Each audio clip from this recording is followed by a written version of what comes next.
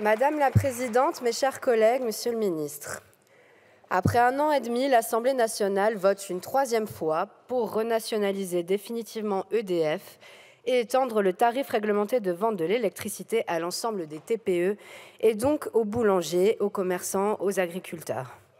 Grâce à notre mobilisation sans faille, nous pourrons les protéger en cas de nouvelle crise, mais ce ne sera pas le cas de très nombreux acteurs qui ont subi l'indifférence des sénateurs les Républicains qui ont supprimé le TRVE pour les collectivités, pour les PME et pour les bailleurs sociaux. Disons-le clairement, en cas de nouvelle crise, ils plongeront de nouveau et le gouvernement et la droite en seront responsables.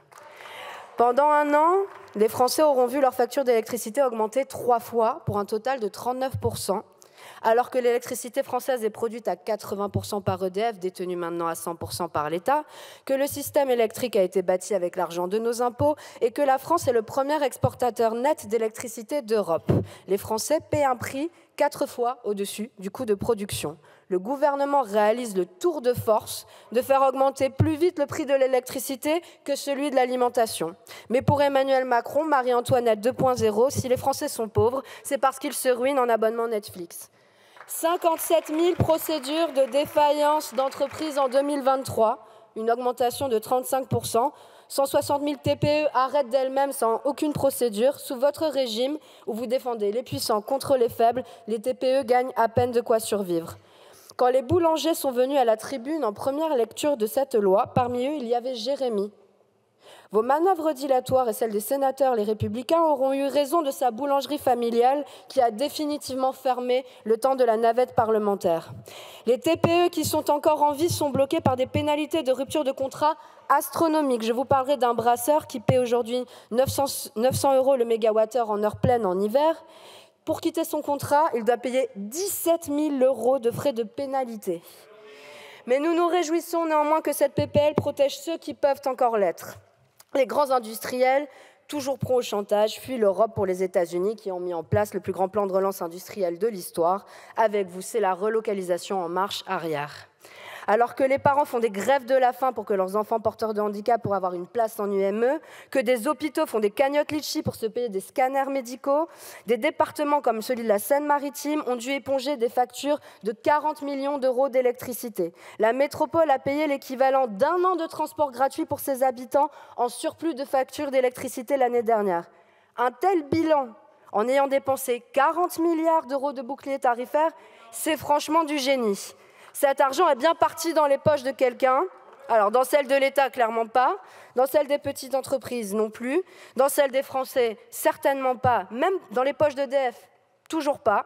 Comme souvent avec le gouvernement, quand on cherche l'argent, on le retrouve dans les mêmes poches. C'est-à-dire, l'argent du bouclier tarifaire a engraissé les grands énergéticiens, comme Engie et Total, dont les bénéfices ont littéralement explosé, ainsi que ceux des fournisseurs alternatifs. On n'explose pas 3 années de suite des records de dividendes sans un petit coup de pouce de l'État, n'est-ce pas?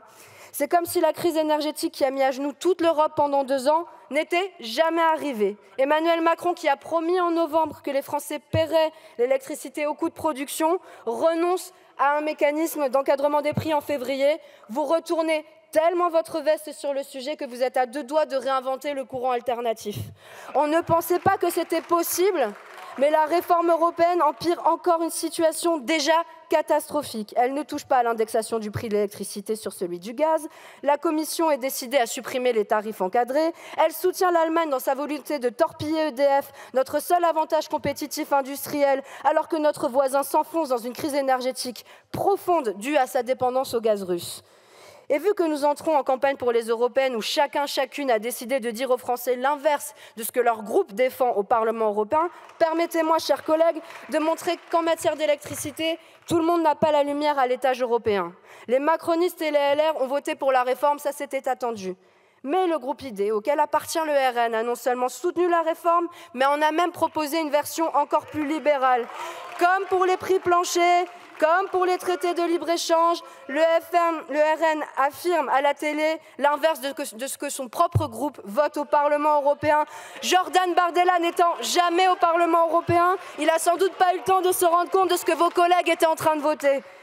Les groupes de la NUPES, avec qui nous sommes fiers d'avoir porté ce texte pendant 1 an et demi, ont décidé de partir seuls aux européennes car nous avions trop de divergences sur l'Europe à leur goût.